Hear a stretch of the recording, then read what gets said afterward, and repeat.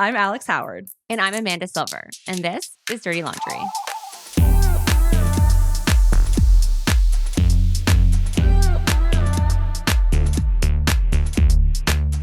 Can I just say, Please. I don't know about you, but sometimes I go down a rabbit hole of watching reels, and then that's like you can't stop because there's no end, right? There's no end. So like you're about to put your phone away at night, and then you're like, I'm just gonna watch a reel, and then like before you know it. So lately I've been watching like tiny houses because I'm fascinated by what they look like inside. They look so small on the outside. They had like a whole show about that. Did they on like HGTV? Probably. But I just like looking at them and seeing like what they look like inside and like imagining what it would be like. Do you know why I like them? Is it seems so manageable. Does it? Like my life currently feels, let's say, a smidge out of control, right? And like I remember when we were living in the condo and it was like we had one bedroom and one bathroom. Before kids, yeah. And it was just like there was a spot for everything.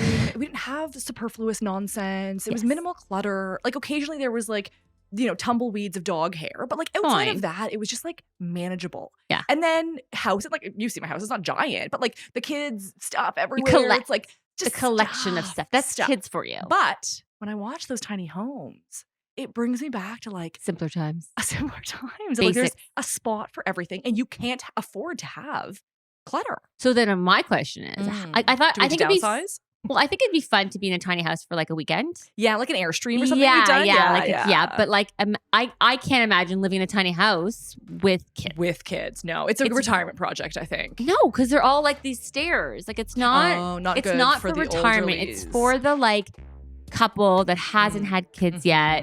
Like the cool young couple. Yeah. That's who it's for. I will never be that. That's again. That ship has sailed. Never was, never will be.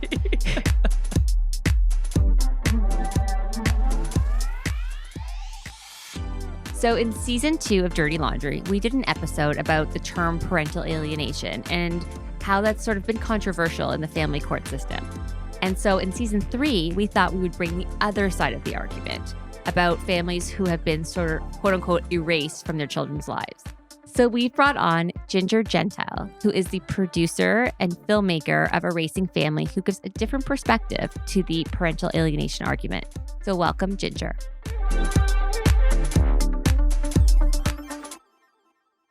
Well, I'm so happy to be here on the Dirty Laundry podcast. Thank you for having me on.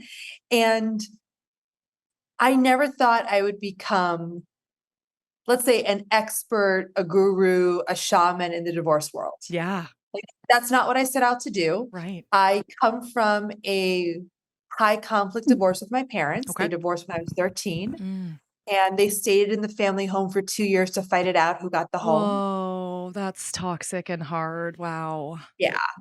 And then also after my parents got divorced, I was actually kind of happy by the time they got divorced that they were going to get divorced. I mean, when it was a shock when I heard about it, but then after living with that for a few years, I was like, I'm so glad these people are like separating. And then seeing that the fighting just continued. They weren't able to be in a room together for about 20 years. Yeah. And knowing that that's not the norm. So for a lot of people who go through divorce, they're able to find an amicable difference.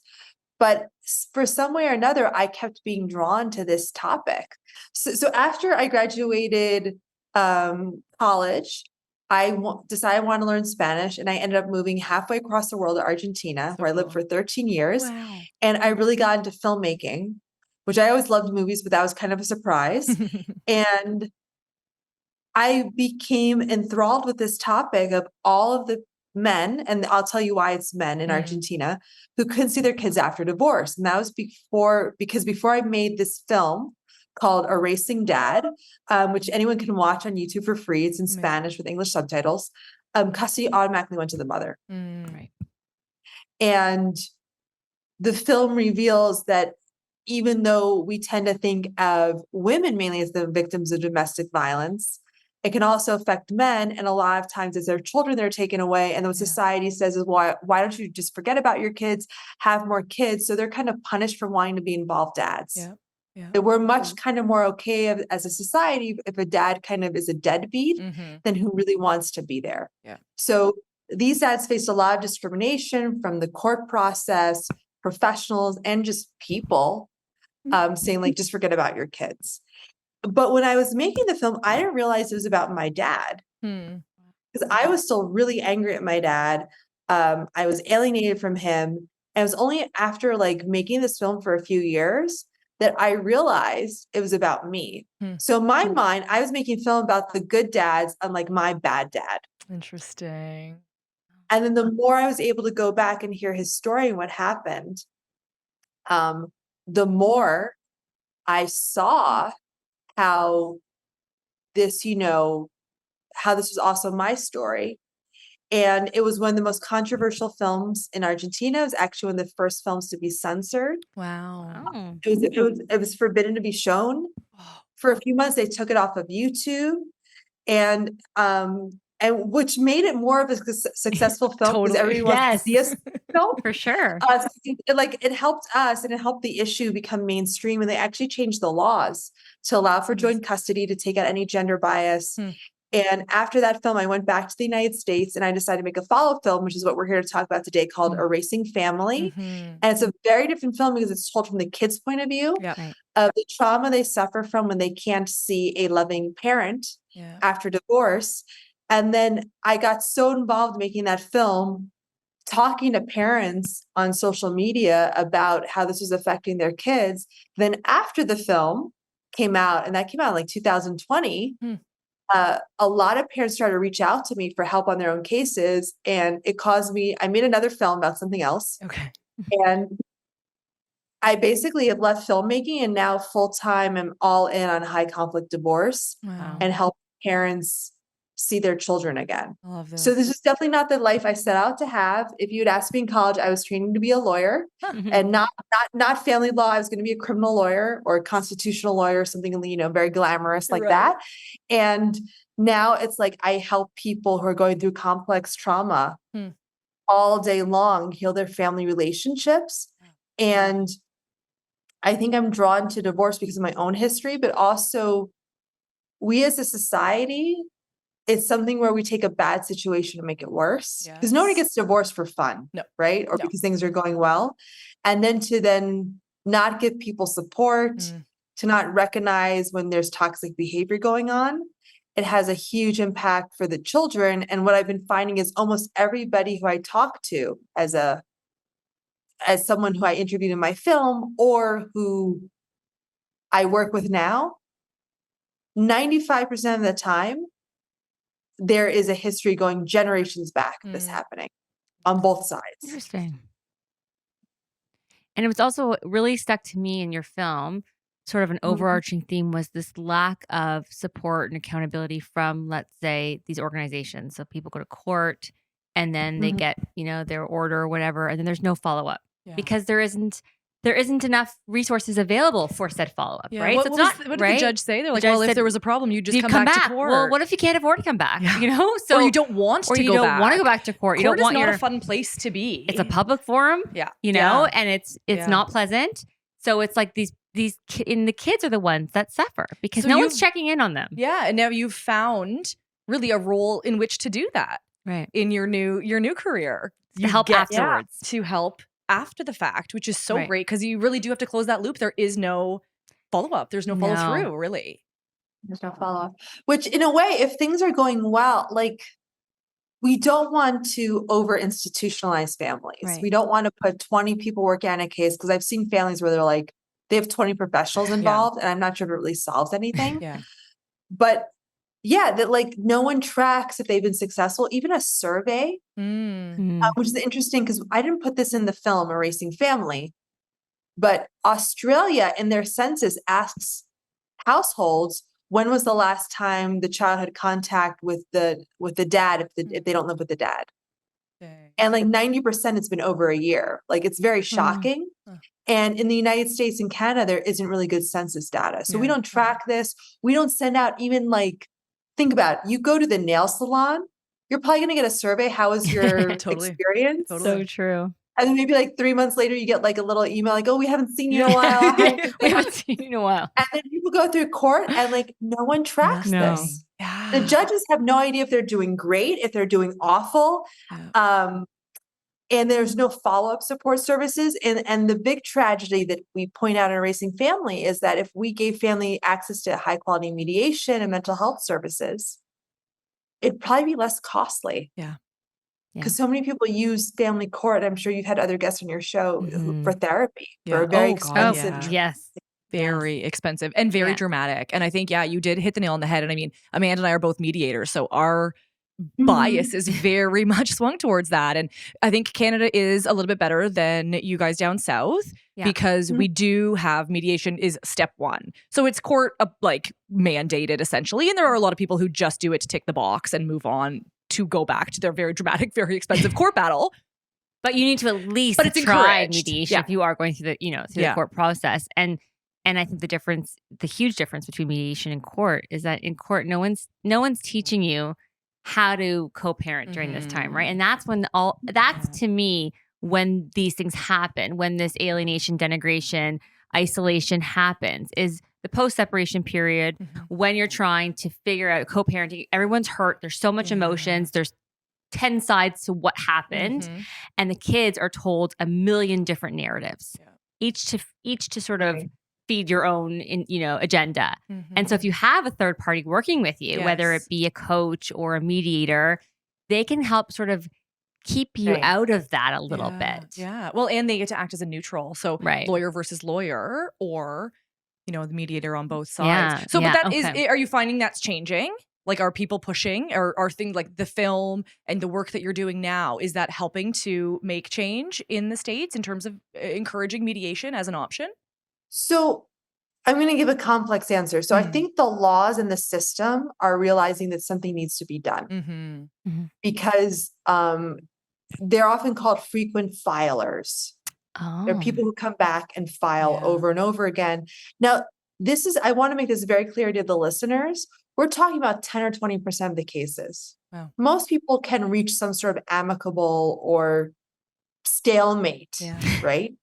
So what in Erasing Family I dealt with are the 10 or 20%. And maybe that's like what I would have, if I had to change the film, I just looked at something in the beginning of like, this is about the 10 to 20% worst cases. Because for some people, it's so crazy, the stories in the film of kids being adopted by step parents, parents not having access to their kids for 10, 20 years, being told in court that they don't count as a parent, that they're just there to put money in, crazy child supports that like don't get to the kids at all. For a lot of people, this is just very, different from their reality.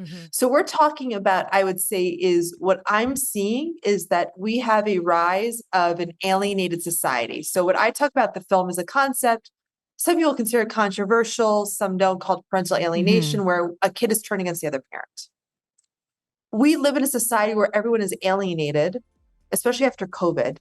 They're living by themselves. We live in a society where, and this was just, I think, in the New York Times 2 days ago, or an article about how on TikTok, a lot of therapists and coaches are encouraging young people to go no contact with their family.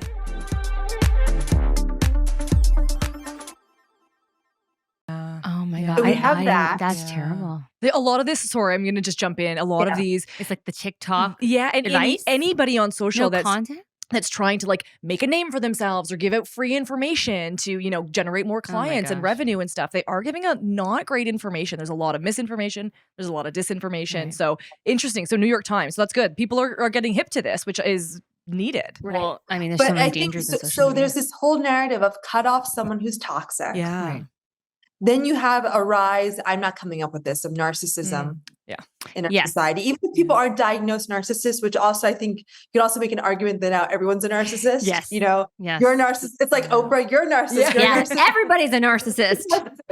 and then sometimes it's just like, well, sometimes people are, I don't want to curse, a-holes. Yeah. You can also and just they're not curse. narcissists. They're just mean. Yeah, or they're just going through a divorce, and it brings out the ugliest side of people often. It brings out the ugliest side of you, totally. So we have this perfect storm. So people who are adverse to conflict, they're probably going to find a solution. They're going to, in mediation, you've seen them, they're going to like, whatever, let them have the car, whatever. Let's just get over this. They're worn out. And a high conflict person loves the fight.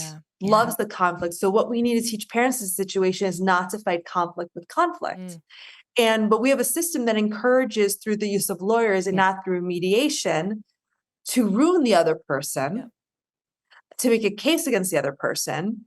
And, one of my favorite lines in the film is if you have a custody battle, one of the parents is either has a personality disorder or the lawyer does. Yes, I love that. If you're in the courtroom, there's something wrong. I think it was one of the people you interviewed. It was a justice or something, or lawyer. If you're already in the courtroom, there's something wrong. And that brings me to a question I had about the film about like the 50-50 default, because it's a big topic. It can be controversial. There's been some changes to our Divorce Act recently in Canada about that. And, your film is promoting a default.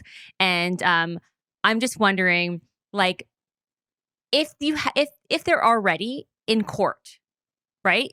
They're already there. There's, like you said, there's something wrong. So at that point, I wonder, is it best to have a default when they're so high conflict? Right. So what I have found is that people will default to the default. So for example, I have a friend who I helped, get through his divorce informally. Right. And two things came out of this experience. One, I knew more than his lawyer, and he had a very expensive lawyer. Wow. Because I suggested some things and the lawyer was like, yeah, that's a good idea. We can do that. And I was like, why didn't your lawyer suggest this to you? But the other thing was, whatever the state says in the US, it varies from state to state, county to county, what the default is. Yeah, right. So in Texas, default, or what they call standard possession, is every other weekend and one night a week. Right. So my friend, because he got that, was like, everything's all good. I got the default. Right. In other places, the default might be 50-50. In other places, the default might be 30-70. In other places, it might be... So people kind of default to the default. Right. So I think it is modern and better for women to know that their ex-husbands will also be taking care of the kids half, and it's not going to be a burden on them, where they become this overworked single mom and dad sees the kids basically, 60 hours. I'm not sure what the thumbnail is coming from. 60, like 50 hours a month, right? Right. Now, what I think is important people miss about the default is that that's the starting point, and then people can opt out of it. It might not be appropriate in certain situations. Right. People might live too far, but I think it's sending a message. What my understanding is that should never just be a blanket law, but it's like, this is the starting place. And then if there's things that don't add up, then they don't add up. Now, I've also worked with some dads who want 50-50. They have not been active dads in the marriage because they were the breadwinner. So I'm going to give you an example. He works on Wall Street. He makes $1 million a year. The mom's a stay-at-home mom. And he says, well, now I want 50-50. I don't think that's necessarily a bad thing, because it means he is going to be more active as a parent and he's making a choice. He also has to understand that's a big lifestyle adjustment where he's going to have to cut back on his working hours. So I think people have to kind of understand what that is. And I've also had people, including some people I work with, like moms, who will get really hung up on, well, I have 45%. The percentages, right. Yeah. They get very hung up on these weird percentages. And that's kind of what also surprised me making the documentary. When I interviewed the kids, they knew it. They all knew the percentage. That's the most dangerous part about all of this. It's weaponized. Yeah. It's like the kids should never know the percentages, right? And your film did such a great job of really highlighting the struggle that is on the children and the way they divorce. processed it, right? And really made sense of the world around them and their world. They're burdened so young with too much adult conflict and issues. And they're often put in the middle. And whether it's 50-50 or whether, it's 60-40 or 45-55. Even if it's like, just default to mom, it still objectifies them. It makes them like, I'm like a tug of war and you have me a little bit more and you have me a little bit less. The kids shouldn't know that. And I wonder, like, with the default, I wonder if a default in general, maybe there shouldn't be a default. Like you said, you said that, I know you're very pro the default, but like, what if it was case by case? Like, what if you have an active dad, active mom? Great. 50-50, great. But what if it's a case-by-case basis? Like, what if that dad on Wall Street is just going to hire a nanny, right? And so mom is now not getting the time with the kids. the kids are not getting the time with dad, they're getting time with nanny because dad's still working on Wall Street. There isn't a perfect answer. I think part of it is that you tie things to child support. So that's why people fight over time. You also, I've worked a lot with a mom who runs Wealthy Single Mommy. And one of her things is like, if you're a woman and you want all this time with your kids, you're not going to reestablish your career, your dating life. Right. You become this overworked mom. So kind of like it's in a way we can encourage dads to take up more of the burden. My concern is when it becomes very case by case, is then you have more professional involvement. Right. Again, just like my friend, he accepted that he should see his kids 2 weekends a month. Yeah. Because that was the default in Texas. Whereas if he was somewhere else, like California, the default would have been 50-50. Right. So there's also not a lot of scientific research on this. I mean, so I would say ideally people work out what's best. Right. What is the message the laws are sending? Yeah. And is the law sending, well, also in most families, both people are breadwinners now. Yeah. Right. We don't have a lot of, I will also say what I've seen, the nastiest divorces I've seen, I'm not sure if this is what you've seen, are stay-at-home moms. Those I've seen because you have someone who now has her whole life removed, her whole identity. Yeah. Is a stay-at-home mom. Often has no idea how the finances work. Often very, so I've seen those can be very, nasty. That's just my kind of subjective opinion. But I think it's like, what are we sending as a message to society? Of course, if people live thousands of miles away, you can't do 50-50. If they live 100 miles away, you can't do 50-50. So I think it's, it's more of what is the presumption of what the care is. Because you also have places where the default could be 2 days a month. Right. And there isn't a lot of scientific research on this. So ideally people work out their best thing, but I would just say that like it's a messaging thing, and that's the starting point. It's not the ending point.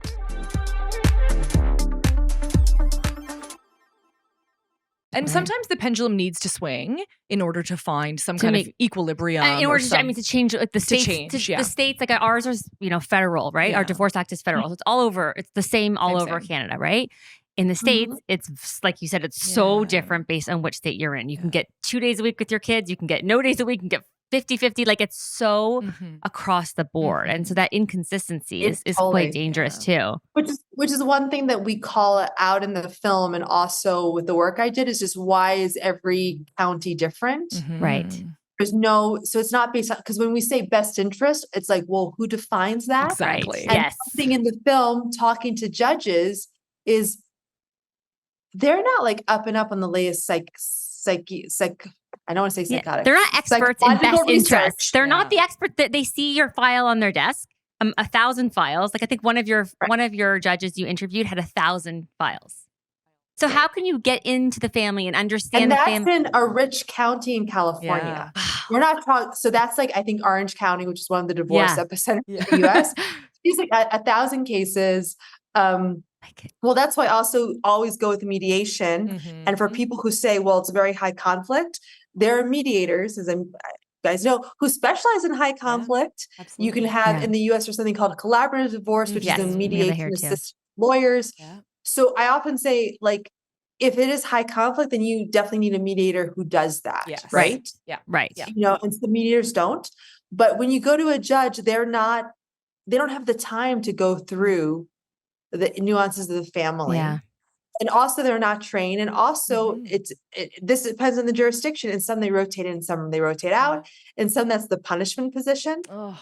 If you've messed up as a judge, you get sent to family court. But it's not like they're going to it's not like they're taking, graduate level classes in child psychology. Or trauma informed, judgment making. There's none of that. I heard of one judge where, and he was proud of this. He was trauma informed, and he would give people the ACEs test, which is a test to see how much trauma you were. But if you're a parent with a high score, he's just like, well, you're never seeing the kids, because the research has shown that if you have a lot of childhood trauma, you're just going to pass it on. So better that we just cut off all, and you're just like, that's not what this study's. No. Oh my God. Talk about using data. And let's re-traumatize that person by taking away their children. But he was just like too high, can't come back from. That was you the know, basis of. Brutal. It's the That's system. terrifying. The system is so brutal. And you broken. mentioned, and this is something that irks me so much. It's exactly what you mentioned, which is the connection of child support and parenting time, right? Which is why so many people, they fight for that percentage when they don't want it, can't handle it, or are just trying to, stick the other person with, less money or what have you, and rather than asking for the time that they actually want and can handle.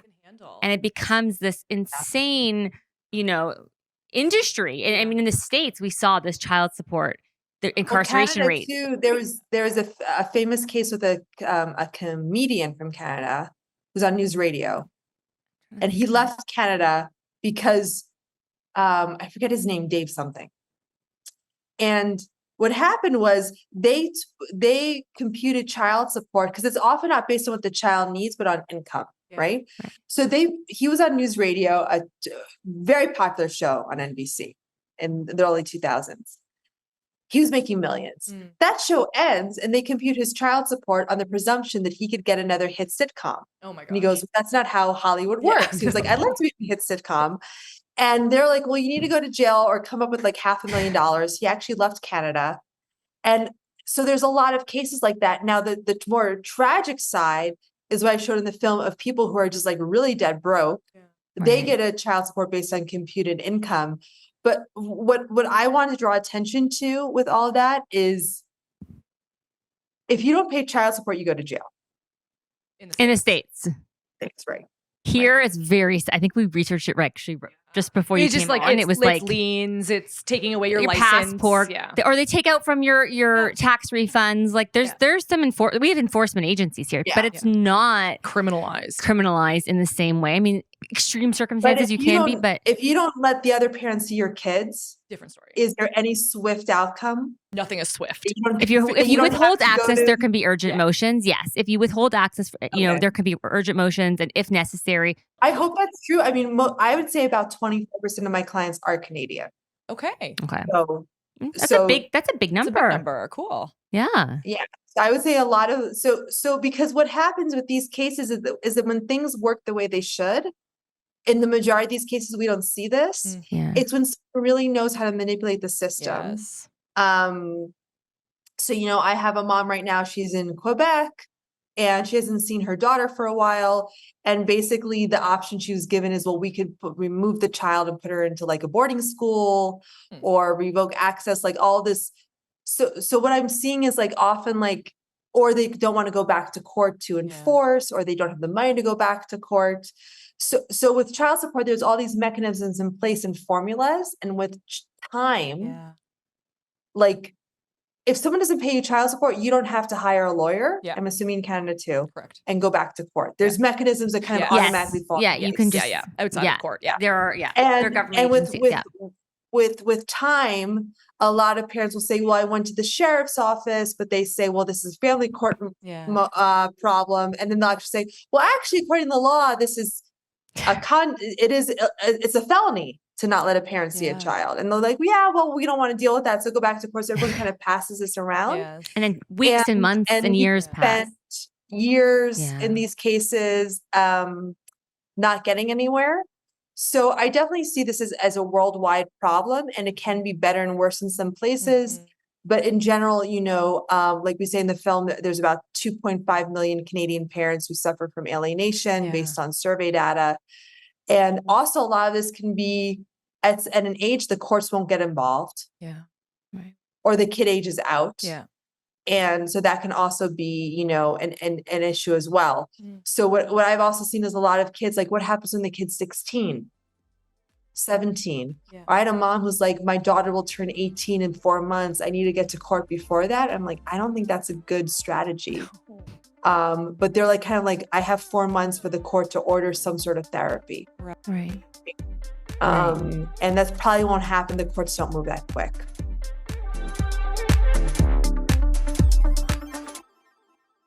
Wow, Ginger, so wonderful. I love that you're doing this work now and your life feels like it's really come full circle in many ways with this new avenue. So goodbye filmmaking, hello reunification. We're going to put all of your info in our show notes so that folks can get in touch with you. Any last bits of wisdom? I know you have to go, but want to. I would just say, like, embrace the healing, and that none of the practical stuff works if you are in a trauma response mode. Healing, and even if you're a parent, let's say you're listening to this podcast, you're like, oh, I'm going to do mediation. I want to be prepared, and I'm so early on, and I see some bad signs, but maybe it'll be okay. Maybe I won't end up as one of Ginger's clients. I hope to God, right? Embrace the healing and the care, the self-care. Do something fun. I tell all of my moms and dads I work with, after they want to read more about this, I'm like, go watch a comedy. Right. Yeah. Take a break. Yeah. Take your mind off this. Yeah. Don't read another book on this. Yeah. Something fun, because also your kids, if they see you healthy and happy, even if they can't right now, let's say worst case scenario, you can't go back to court. The other parent's just crazy. Yeah. But if the little contact you have with your kids is wonderful and happy, and you keep it light, at some point they're going to talk to someone who's like, I don't talk to mom. Why? Well, she'd always show up to my baseball games with muffins. Right. Like, okay, that sounds really awful. What else did she do? She always is wishing me happy birthday instead of me gifts, even though I told her I don't want gifts. Right.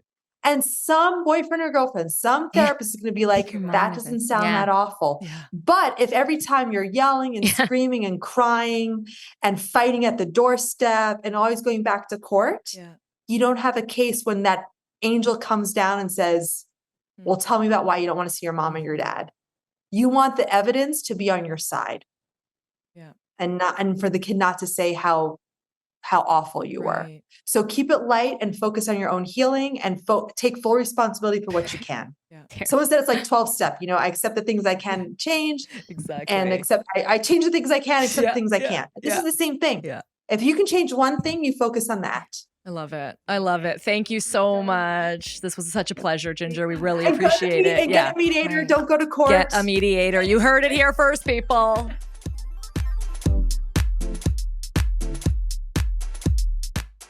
This episode was written and created by Alex Howard and Amanda Silver, produced, edited, and engineered by RTF Productions.